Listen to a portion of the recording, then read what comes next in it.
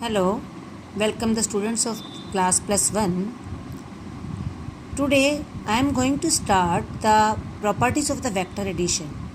In the last video I told you about the laws of vector addition, and now we are going to tell the properties of the vector addition. The first property of that, vector which are to be added, they should be of the same nature. Means in force the only force will be added, and in displacement only displacement will be added. Second property, that is commutative property. Commutative property, as we know that we have learnt in the addition also, that 3 plus 4 equal to 4 plus 3. Similarly, in vector addition, vector A plus vector B must be equal to vector B plus vector A. So how can we prove it? Now see, by this figure, let vector OP is vector A and vector OS is vector B. By completing the parallelogram as by the parallelogram law, we know that vector OS is the resultant of these two, vector A plus vector B. But in parallelogram, OS and PQ are equal, SQ and DP are equal. So vector SQ is also vector A and vector PQ is also vector B. It means in the triangle OPQ, vector OQ किसके equal होगा? Vector OP plus vector PQ, that is vector A plus vector B. But if we say that in the triangle OSQ, that is in the triangle OSQ, and what is there? In triangle OSQ, vector OQ is equal to vector OS plus vector SQ. Again, that is equal to vector B plus vector A. तो same is vector OQ ही आपका vector A plus B है और vector OQ ही आपका vector B plus A है. Then we can write that vector A plus vector B is equal to vector B plus vector A. Next property, that vector addition is associative. Associative means if we add three vectors, vector A, vector B, vector C, तो vector A plus B और C का addition या vector A और B का addition plus vector C. तो this will be proved by this figure.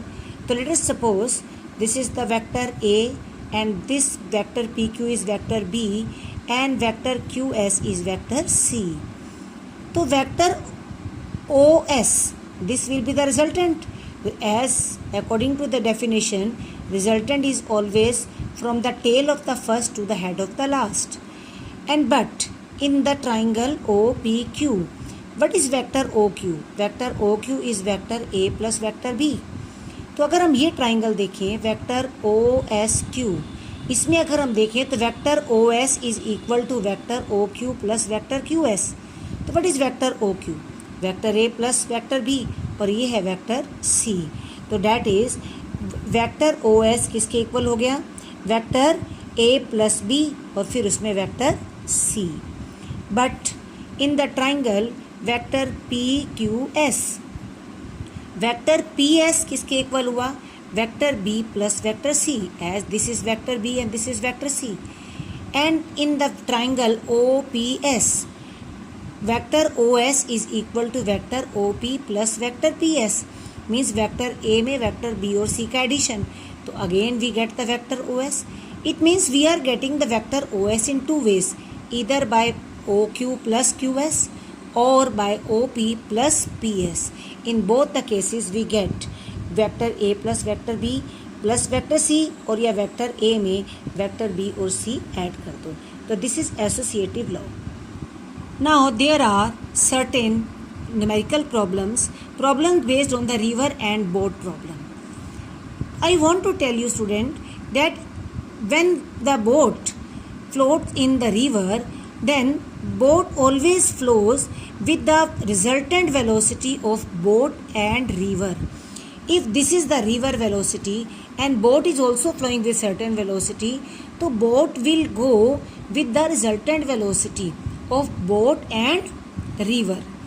तो in that case we are concerned with the two cases. Case number 1, if the boat tends to cross the river in shortest path, मतलब कि boat को कम से कम path चलना पड़े, तो shortest path you always know, अगर boat ने cross करना है रिवर को तो shortest path will be always A B, means boat की जो रिजल्टेंट वेलोसिटी है वो ए बी के अलोंग होनी चाहिए. River is flowing in this direction, it means this must be the resultant. उसके लिए क्या होना चाहिए कि boat should go along this little bit upstream, that is at theta angle with the A B.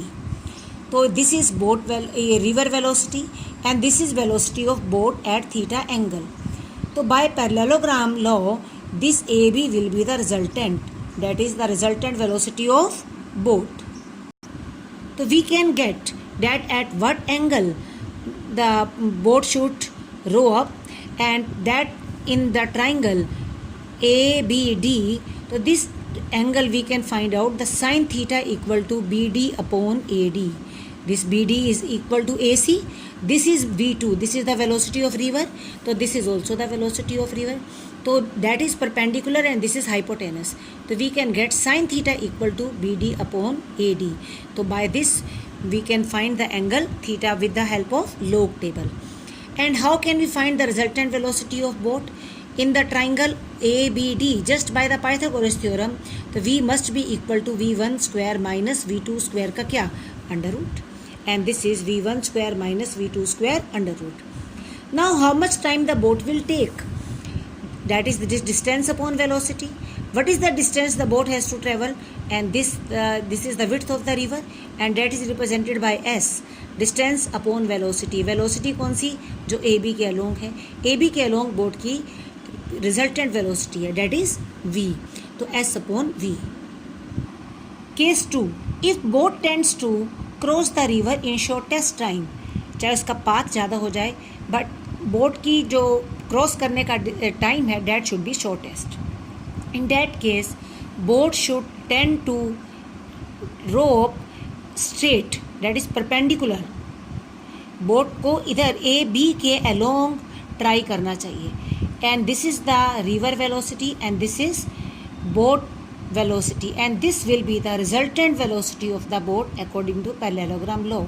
And this is river velocity and this is boat velocity with which it should try. That is not the actual velocity. This will be the resultant velocity, and then this is the resultant velocity at angle theta with this. So how can we find out? This V will be equal to under root V1 square plus V2 square. And at what angle the boat will go? And in that case tan theta will be equal to BD upon AB. What is BD? If this is V2, so this is also V2. So tan theta equal to V2 upon V1. And then this is tan theta equal to V2 upon V1. And how much time the boat will take? Boat will take, that is the distance upon speed. अब distance AB है तो speed कौन सी लेनी है? हमने V1 लेनी है. इन boat and river problems जो हम डिस्टेंस ले रहे हैं उसके अलोंग जो स्पीड होगी, आपके पास 3 स्पीड है, बोट की स्पीड, रिवर की स्पीड, रिजल्टेंट स्पीड, ठीक है. एंड जो आप डिस्टेंस ले रहे हो उसके अलोंग जो वेलोसिटी होगी वो लेनी है हमने. अगर डिस्टेंस हम ए बी ले रहे हैं, this is distance S, this is the width of the river, तो हमने वेलोसिटी भी V1 लेनी है. And that will be the time will be equal to S upon V1. Now the boat is not reaching at the just opposite corner. It is reaching at D because boat तो ऐसे जा रही है. तो how much distance the boat will float along the river? That is x. And ये distance कैसे निकालेंगे? Distance equal to velocity into time. अब इसके along कौन सी velocity है? V2. और time वही, क्योंकि जितने टाइम में बोट ने रिवर को क्रॉस किया है उतने ही टाइम में बोट ने ये डिस्टेंस भी ट्रेवल किया है. तो same time we will take, and in that case the distance we will find out V2 into T. और टाइम ये जितने में बोट ने रिवर को क्रॉस किया है. तो इसके यहाँ पर आप सम्स करिए.